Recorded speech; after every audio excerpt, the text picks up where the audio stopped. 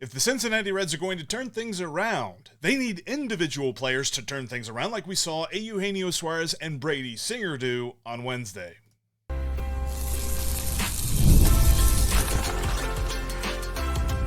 You are Locked On Reds, your daily Cincinnati Reds podcast, part of the Locked On Podcast Network, your team every day. Hello, I'm Jeff Carr, and on today's Locked On Reds podcast, a little bit later on, I'm going to tell you why the Reds, and most of Major League Baseball for that matter, are using their leadoff spot in the lineup wrong. In just a few minutes, I will tell you why the rising tide of the starting rotation will lift all bullpen boats, but we'll begin with some encouraging signs in albeit another loss on Wednesday. And look, things are pretty bleak right now for the Cincinnati Reds as they lose another series. They went 1-5 on the road trip. They are heading home and spending today's off day with their tail tucked between their legs. But there were some encouraging signs. And if the Reds are going to get back in this thing, if they're going to turn things around like we hope that they can, they need individual players to get going. Some guys who have underperformed to really turn things around and in a big way. I am not disillusioned by thinking that, a winning series this weekend, a winning homestand for that matter, all of a sudden vaults the Reds into division contention. They've got a long road to hoe if they want to get back in that race. But things are certainly not dead, and they can definitely get back if they get some guys back. And it starts with Eugenio Suarez. We talked about it after the Reds win, in which he had an awesome go-ahead RBI in the 10th inning that was kind of a nice feeling for a moment, but then he parlayed that with a multi-hit game on Wednesday, including a moonshot of a home run. Honestly, whenever he hit the home run, because he pulled the ball to left field at Petco Park, but the way that he hit it, the launch angle on it was ridiculous. The thing looked like a pop-up. And in fact, the way that John Sadak called the play on television, he was just like, and Suarez hits a fly ball. You can usually tell, there's a couple of ways that you can tell if a fly ball is a home run or not. And one of those ways is that a broadcaster's voice, you will hear the excitement in it. You'd be like, boy, oh boy, he crushed that one. But when Gino hit his, it sounded like a regular fly ball. But he hit it hard enough, high enough, and long enough for a dinger. And honestly, the most encouraging part about this was his bat speed. At least according to StatCast, he swung his bat over 75 miles an hour to hit that home run. And I think that there's been a lot of pressing that Gino has done, especially here after coming off the IL. He dealt with the oblique issue. He missed time. It's easy to think that he's got to make up for lost time. At least if you're Eugenio Suarez, you probably come back thinking, man, I missed time. The lineup needs me. I got to get going. And so with every swing and miss and with every take and strike, you just press a little bit harder. And it looked like the first part of Tuesday night's ball game, that's what he was doing. And then the RBI double in the 10th inning just really sort of reset him. He got a couple of hits on Wednesday, and he's starting to look good because with Gino, man, this lineup looks a lot better. And we're going to talk about later on why, the lineup construction could be better as a whole. But I think that Eugenio Suarez, wherever he hits in the lineup, will be key. Because as of right now, the key characters and the main characters in the lineup do not include him. And this offseason, we absolutely had him in that group. So the fact that he's not there, that's a big miss. And that is a big reason why the Reds just are missing out on expectations. Another reason that the Reds are missing out on expectations, and quite frankly, the biggest reason right now, is the bullpen. But Zach Maxwell had another good outing, to the point that I'm starting to raise an eyebrow a little bit. I'm not getting too bought into the idea of big sugar in big moments on a consistent basis, but I've liked what I've seen here recently. In this most recent outing, it wasn't a save. He got his first career save Tuesday night, but on Wednesday afternoon, in his one inning pitch, he faced 4 hitters, and he threw strike 1 to 3 of those 4 hitters. I understand, and to be honest with you, I roll my eyes a little bit whenever I hear it because I hear it so much, and it's been just drilled into us Reds fans from Chris Welsh and from Jeff Brantley on the broadcast side of things of just like strike one is the most important pitch. But I understand it from Zach Maxwell's perspective because Zach Maxwell is a very erratic pitcher with his command. But if he can get ahead of the hitter that he's facing, 0-1, then he can start to work his magic.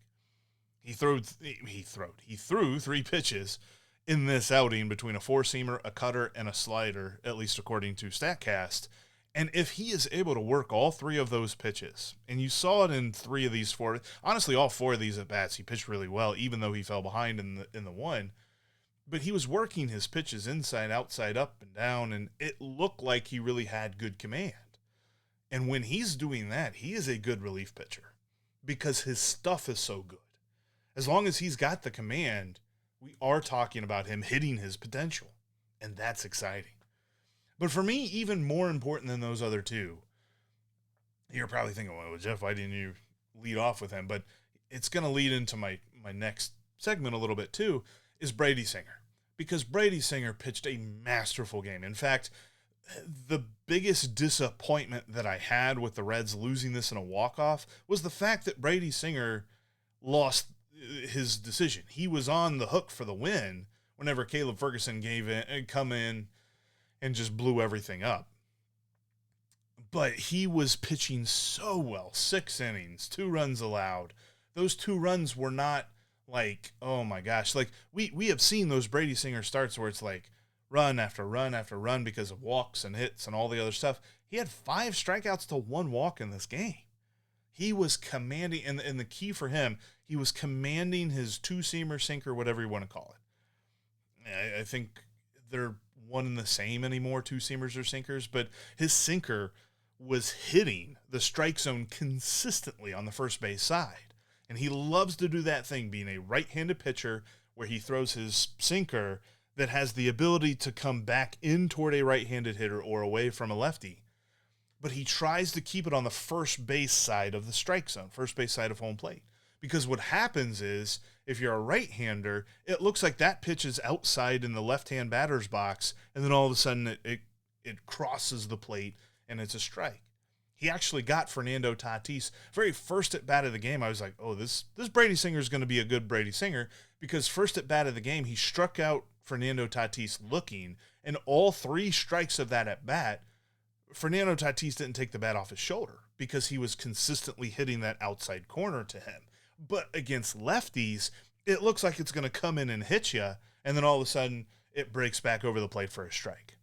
That is when Brady Singer is at his best, when that sinker is hitting the first base side of home plate. And that is what we saw on Wednesday.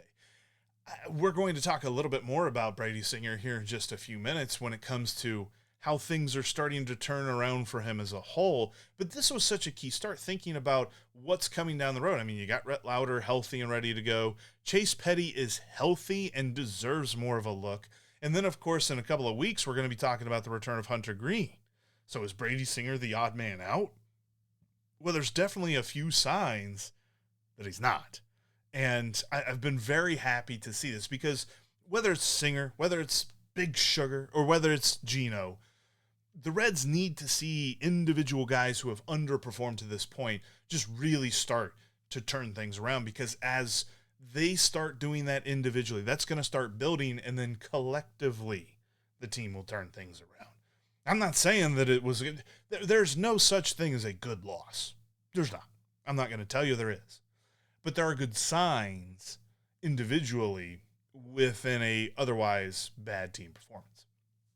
Coming up next, the bullpen can get better if the starting rotation continues to get better. As some of you may know, one of the other things that I do is I manage the rest of our MLB shows here at Locked On, and there's a lot can go on when you're managing 30 different shows, and especially when you have an opening, you really need to know that you're getting the right person for the right job. That's where Indeed Sponsored Jobs comes in, because it helps me put the exact right qualifications I need out there, and it matches me with people that actually hit those bullet points. I don't just get a stack of resumes or a stack of applications and they don't really fit. Indeed helps me filter out everything that works for me.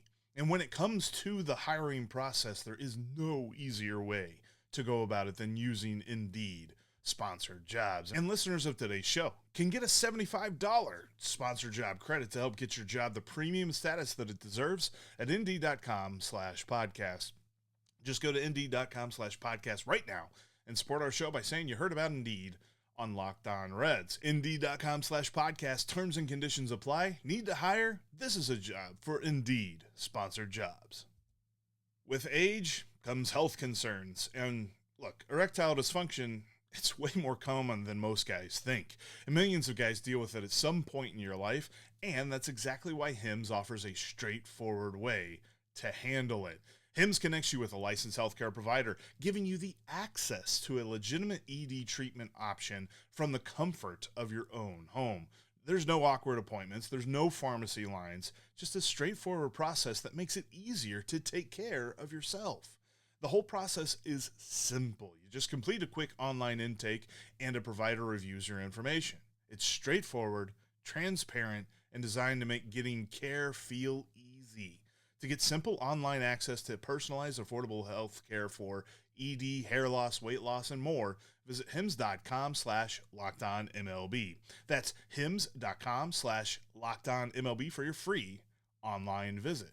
hims.com/LockedOnMLB. Prescription required. See website for details and important safety information. Sildenafil is the generic version of Viagra. Viagra is a registered trademark of Viatris Specialty LLC. HIMS is not affiliated with or endorsed by Viatris.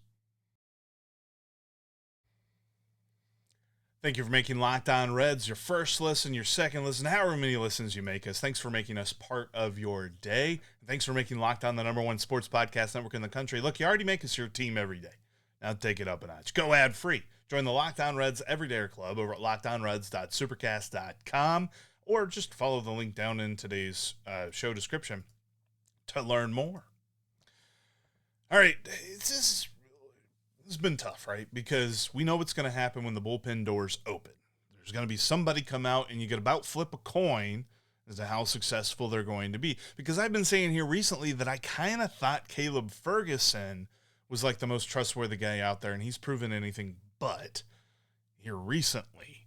But I believe that the Reds have been mired in this swamp when it comes to their starting rotation, and that has affected the bullpen.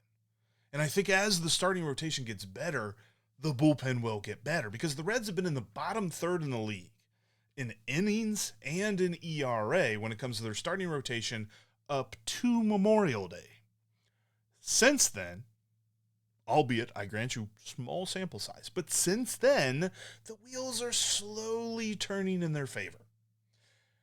I believe, I'm a huge believer in all things, not just in baseball, but in all things of incremental improvements. Because if things all of a sudden get really good really fast, maintaining that is difficult because you're going from one thing to something completely different. And it's kind of like when you were, I don't know if you did this when you were a kid and you played video games. Like say maybe you played Mortal Kombat or something, and all of a sudden you hit this awesome combo and you did this really cool thing because you're just mashing buttons. Sometimes in life we mash buttons and we get a result that we weren't expecting that was super successful, and then we have a hard time maintaining that because we're not really sure how we got there. The Reds are doing this thing where it's like, yeah, things are not going crazy good immediately, but they're getting better every day. Since Memorial Day, Chase Burns, he's continued to be awesome. He has been the one thing, the constant good thing about this pitching staff from day one to now. He just continues to do it. The one thing that I would love to see him be able to do is to throw 6 innings more consistently, but I do understand that that's probably part of the long-term strategy with him. If he doesn't throw 6 innings every 5th day out, then maybe you are curbing that usage a little bit and helping out the long-term thing. I can understand that point of view of this. But as far as value to the team goes and adding to wins, him throwing 6 innings is very important, which he's done that a number of times this year. It's just not been super consistent. Brady Singer, who we mentioned in the last segment, is having a really good start on Wednesday. He is actually incrementally starting to get better too. In fact, since Memorial Day, he's made 3 starts. And he has a 3.6 ERA in those starts. Now he's averaging 5 innings a start. You would like to see that tick up. And we have seen, there was, I believe the first of these 3 starts wasn't all that great. But we're starting to see things turn in the right direction. When he was going well last year, was probably some of the best stretches of baseball that the Reds played as a team. And when you're getting good Brady Singer every 5th day out, then you feel better about the other guys in the rotation. Because we talked about the fact, yes, Chase Burns, awesome. Andrew Abbott has returned to the plane of awesome. And hopefully Nick Lodolo will be back to being Nick Lodolo here soon. Those are your top 3. Easy. There's no argument there. But if Brady Singer becomes this reliable guy every 5th day out, like we kind of penciled him in as during the offseason, then we will be talking about this starting rotation that we knew was going to be a strength before the season began. And then whenever we get Hunter Green back, it's just going to be gravy at that point. But right now we're seeing some good stuff from these guys. Andrew Abbott actually has averaged a quality start in his last 3 starts. He's averaged 6 innings with a 4.5 ERA. Ideally, you want to see that ERA go down, but even still, that's a quality start. You're giving your team a chance to win every time you pitch. And Nick Lodolo has actually been pretty good. I mean, his last start notwithstanding, but he's been pretty solid. He's just weighed down by an unlucky homer to fly ball ratio. Right now, over 20% of the fly balls that he is giving up is leaving the yard. That is very unsustainable. Usually league marks somewhere between 12 and 14. So we should see that come down a bit. And then add on top of these incremental improvements the fact that you replace Chris Paddack with Rhett Lowder, and things are looking up. Now, I found it intriguing that one of the bullpen moves that the Reds made instead of DFAing Chris Paddack to bring up Chase Petty is that they sent down Zach McCambly.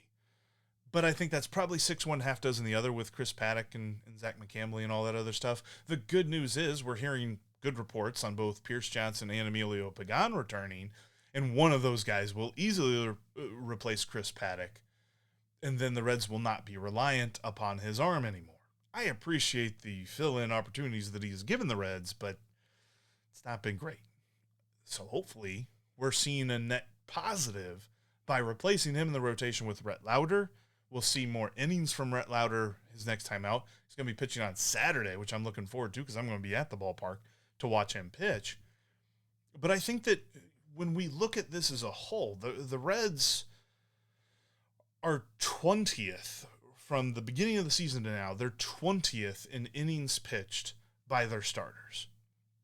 That is a very easy 1-to-1 correlation of number of innings pitched by starters, stress on your bullpen. Because if it's low, there's lots of stress on your bullpen, which we saw in the month of April when they were awesome. I almost wonder if the Reds were just using all of their stress up in 1 month. In May, it was just like, we can't keep doing this.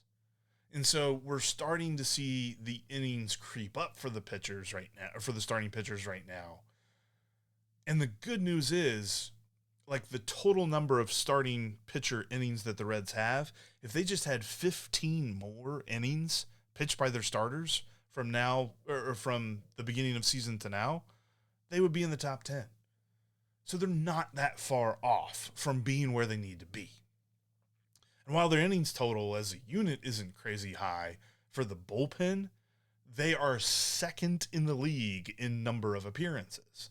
So Terry Francona and Derek Johnson, up to the point before he left, had kind of been doing this thing where they were managing the total number of innings by having more guys pitch more often. Now, it's not simply because you increase the number of appearances, you lower the number of innings. A team still throws the number of innings that it has to throw. But by spreading out the wealth of stress, I think they ultimately just smashed the entire group. Because last year, It felt like they put all of the stress on Tony Santillan and Emilio Pagan, and they never paid with it last year. They're paying for it this year.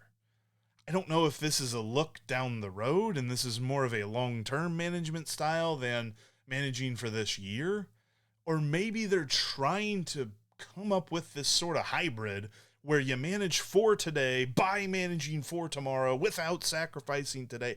I don't know. All I know is this. The more the starting pitchers pitch, the better the bullpen is going to be. Coming up next, we're going to dive deep a little bit because the Reds, and most of Major League Baseball for that matter, are wrong when it comes to who hits leadoff. It's amazing how quickly we've moved away from cash and checks. Whether it's paying friends back, buying tickets, or splitting a bill, everything happens instantly now. Cash App does more than you think when it comes to having your back and making sure your money stays your money. Cash App has just released a new status program for the way people actually spend called Cash App Green.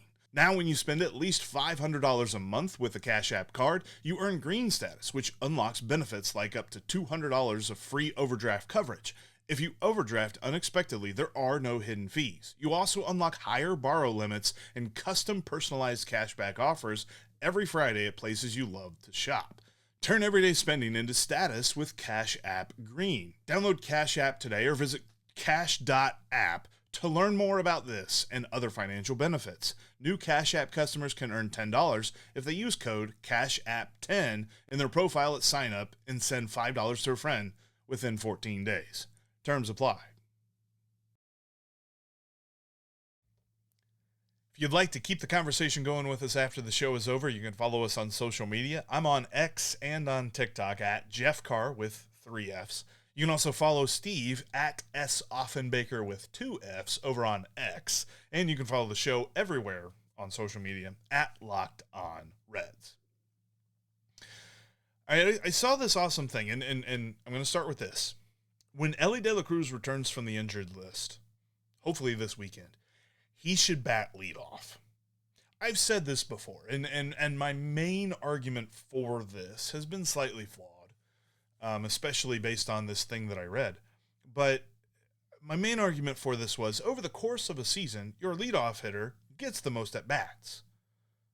And so you should have your best hitter take the most at-bats. Like, that kind of seems elementary, but there's definitely been arguments posed of, well, when he gets on base, who's hitting him in and all this other stuff. And he's the best hitter, so he should be the guy up when others are on base.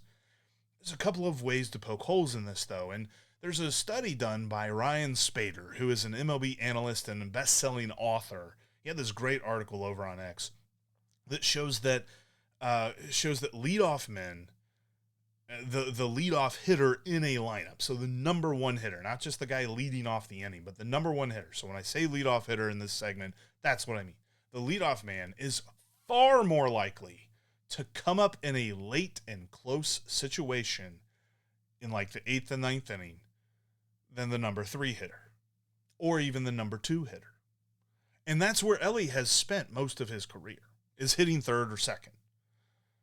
There's this general notion, and it's born of old philosophies when it comes to baseball, of get him on, get him over, get him in. And it feels like Terry Francona is very slowly, and obviously he still bunts a lot, but very slowly adapting that to the modern philosophy, because Elly is batting second instead of third. At least before he hit the IL, he was batting second most of the time. But the point of this study that Ryan Spader did was to say that the best hitter in your lineup, and he was going from a Phillies perspective, he was saying that Bryce Harper should bat leadoff for the Phillies. Elly De La Cruz should bat leadoff for the Reds. And while the speed kind of makes that more palatable from a Reds perspective than a Phillies perspective, it's all about the fact that he's the best hitter on the team. And there's a couple of different reasons for this. I think a lot of folks attack the lineup philosophy by just looking at the first time through the order. So the first inning, if Elly is hitting leadoff, he's obviously not coming up with runners on base or runners in scoring position, which is the idea that you would rather have for your best hitter, right? But we're not looking at it from the holistic perspective. We're not looking at it from an entire game. And one of the things that I loved about this article is that Ryan did all this study, and he went all the way back to 2022, the advent of the universal DH. And he went from then to now and looked at just the number of at-bats that each spot in the order had with runners in scoring position. And he found that as you go through an entire game, not just the first time through the order, but the entire game, the number of times that the player listed as the first hitter on the lineup card comes up with runners in scoring position is more than the number of times that the number 2 hitter hits with runners in scoring position, and it's identical to the number of times that the number 3 hitter comes up with runners in scoring position. Because that's the whole name of the game, right? Like, you want your best hitter at the plate with your best chance to score runs. And while the Reds have been mired in this slump with runners in scoring position, I swear right now it feels like if a Reds hitter gets on second base, that's probably a good time to go get a refill, because you're just going to get mad at what happens next. But I think part of that is how the Reds have set this up. And yes, Elly's been hurt for the last week, so this has not been able to be used. But at the same time, like, when he comes back, the Reds should understand that this is not just about the first time through the order. This is about the entire game. But let's do the whole first time through the order thing, right? Because obviously the number 3 hitter has a better chance of coming up with runners in scoring position the first time through the order. While that is true, the number 3 hitter overwhelmingly leads all other spots in the order in the number of at-bats with 2 outs and nobody on. You know, one of the most unproductive situations. Because even league average, 2 outs and nobody on, the guy that's at the plate, he doesn't hit that well. Got a low batting average, low slugging percentage, because you're just trying to keep the inning going, and in most cases, you're behind the 8 ball on this one, because the pitcher has all the momentum. And that's an interesting thing whenever you apply it specifically to Elly De La Cruz, because I think it's crazy. Like, okay, so before we get into Elly, Ryan's study that he did shows that over the course of the last 3+ seasons, obviously,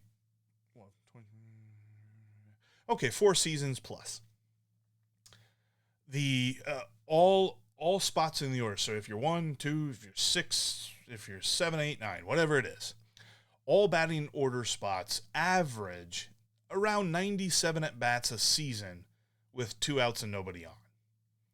The number 3 hole hitter averages 157.8 at-bats per year with 2 outs and nobody on.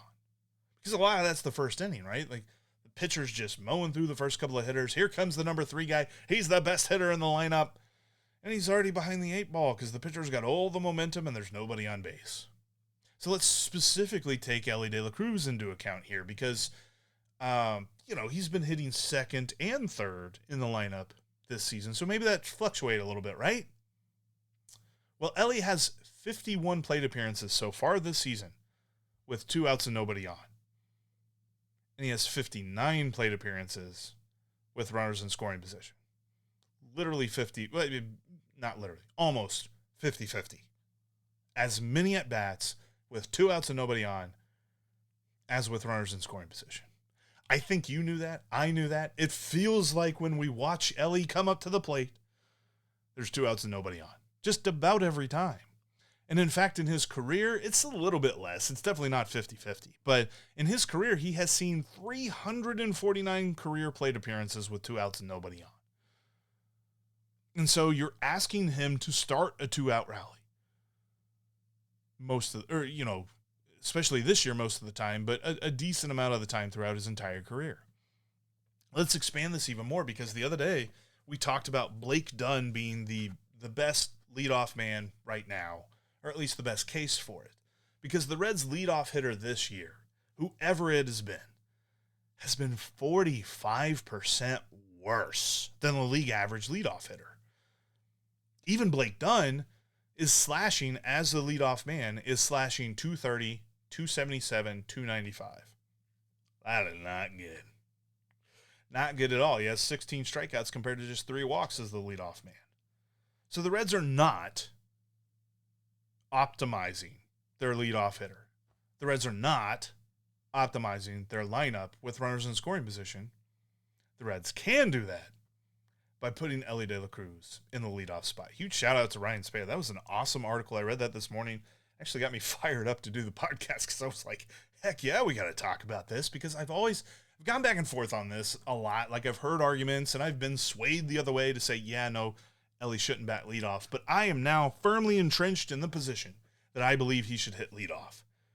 I'm hoping one day to get Ryan on the show. We can explain this a little bit more, and I'm sure Steve disagrees with this, and I would love Steve to hear Ryan's points as well. But that'll do it for us here today on today's Locked On Reds podcast. Thanks so much for joining us. Tomorrow, we'll preview the homestand. We'll preview the Arizona Diamondbacks series coming up. Big weekend for the Red Legs. Hopefully they can start to turn things around a little bit this season. So make sure you join us. Steve will be back with me as well as we get that preview going for you. Make sure that you subscribe to Locked On Reds right here on YouTube or wherever you get your podcast, because we're everywhere you can find us. Now make sure you go check out Locked On MLB. We got 3 different shows every single day covering the league with 3 different perspectives, whether you just want to know how every game went with Locked On MLB Game Night, whether you want to hang out with your buddy Sully, or if you want the former player's perspective from Mike Stanton over on Back to the Bullpen. That's all over on Locked On MLB. But as for me, as for Steve, and as for Tim Daniel over on the Reds Postcast, we will be Locked On Reds every single day.